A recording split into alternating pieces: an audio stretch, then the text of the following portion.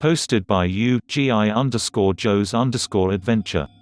Our story is called The Government Deployed Me to a Country That Doesn't Exist Part 2. 2 woke up with a start, my sweaty hands automatically grabbing the armrests of the airplane seat. The plane bucked and groaned as it flew through the turbulent air. Where the hell am I? How long have I been out? I looked at my watch. The digital face blinked 12 o'clock over and over. I looked outside. It was daylight, but the plane was flying in a massive black cloud. It felt like we were descending. I held on tight to the arm rests and looked around. The plane was still empty. Flashes of lightning from the storm cloud illuminated the cabin in sporadic flashes. My bags were in the front of the plane, resting against the pilot's cabin. Who the hell is flying this hunk of junk? I reached into my pocket and pulled out my cell phone. One new message. I touched the screen. Welcome SFC Sanders. Your first mission is as follows. Report to QZ 67288900206.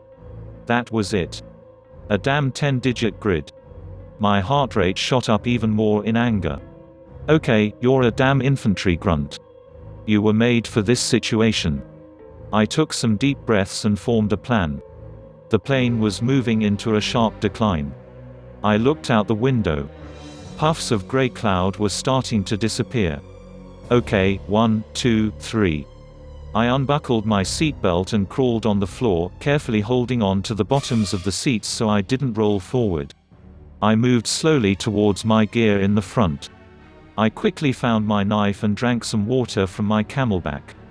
Carefully, I put my knife in my pocket and started to climb back up the rows. I stood up, holding the seat for support. We hit a pocket of air that almost toppled me over, but I held on. I glanced out the window. Okay, about 800 feet. I quickly started searching the overhead bins for any supplies. They were all empty until I got to the last row. Suddenly the plane shifted and straightened out. You can't be serious. I opened the overhead bin. There was a parachute, an M4 assault rifle, a small box of rounds, blank map, and a strange-looking compass. Again, you can't be serious. I have done plenty of airborne jumps in my day, but not from a damn civilian jet. The plane shifted. We started circling. So this was it. I grabbed the gear and walked towards my rucksack and go bag. I quickly ripped out some non-essentials and repacked everything including the map and compass. I tightened my ruck on the front of my body, put the parachute in the back, and the M4 rifle in my hand. I rapped on the pilot's cabin door. Hey buddy, I shouted, I hope you get what's coming to you. I stood in front of the airplane door. Looks about 600 to 700 feet. This won't be pretty. I grabbed the latch and swung the door open. I didn't give myself a chance to hesitate. I grabbed the ripcord of the parachute and threw myself out of the plane. As soon as I cleared the wing, I pulled the cord. I only had a small window because I was so low to the ground. Thump. I fell hard. I didn't stick the landing and ended up rolling several times. The ruck on my chest took a majority of the impact, causing it to explode. The parachute gracefully fell around me while I checked for broken bones. My left knee was tender, and my face cracked with dried blood from smashing it on the airplane seat earlier, but it was all in all I wasn't too hurt. I stood up and surveyed the area. I was in a dark, wooded forest. Why am I here?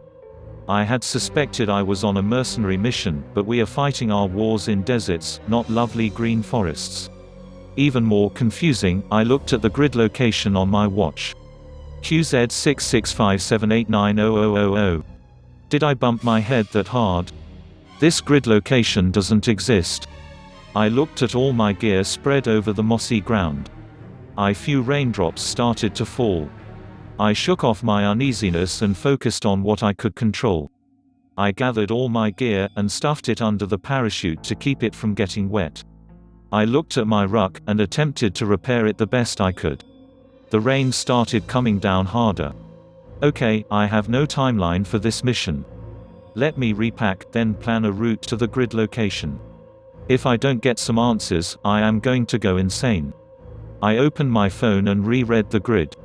It was getting steadily darker and colder. I pulled on my wet weather gear and checked out the map. You can only control what you can control. It was a standard military map with a grid lines and coordinates, and that's it. The rest was completely blank, with no other features. The map had no name on it. Where am I? What country is this?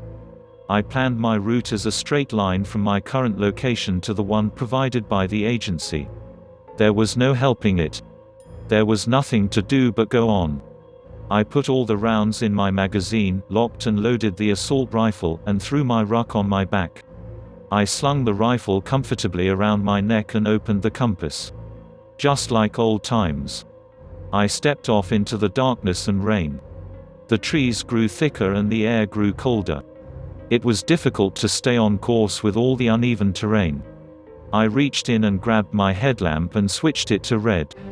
You never want to move at night with a white light. The trees were bathed in red light that faded into blackness. The distance was approximately 4 clicks away. This feels wrong. I have been a part of many dangerous missions, but nothing felt like this. I felt eyes on me. Don't get spooked. The situation is under control. The rain continued to pour all around me.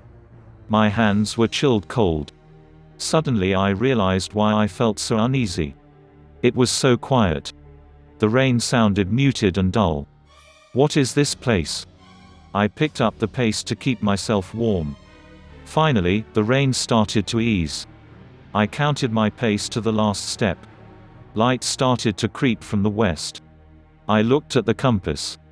There was no way the sun was coming from the west. I shuddered as the compass confirmed the sun was coming from the wrong direction. I checked the grid coordinates on my watch. QZ 6728890207. I have killer navigation skills. What am I supposed to find here? I dropped my 80-pound ruck and rubbed my tender knee. Let's go explore. I subconsciously stroked my rifle and started to walk around the thick trees. I walked 100 meters to the north, south, and east. Let's go west. I walked and suddenly the trees gave way upon a long structure which looked like a tall wall made of mud. The pale light started filtering through the trees, and I could make out some writing. I inched closer. It looked like something was written in black soot. What do you do when the people starve? What do you do when the people starve? What do you do when the people starve? It was written over and over the impossibly tall wall. Something dropped in the pit of my stomach. My mission was becoming clearer. Suddenly, something ran past me. My heart raced and I spun around. The air was less muted. I heard a snap. I raised the rifle while instinctively crouching down. I moved silently through the trees. Something snapped beside me. Something small.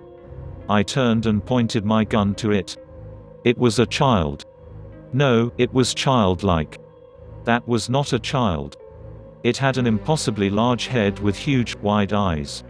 Glancing down its body, it somehow had a hollowed-out abdomen. This creature seemed to have no internal organs, just skin wrapped around each of its ribs and back to its spine. I stepped back, horrified. How is it alive?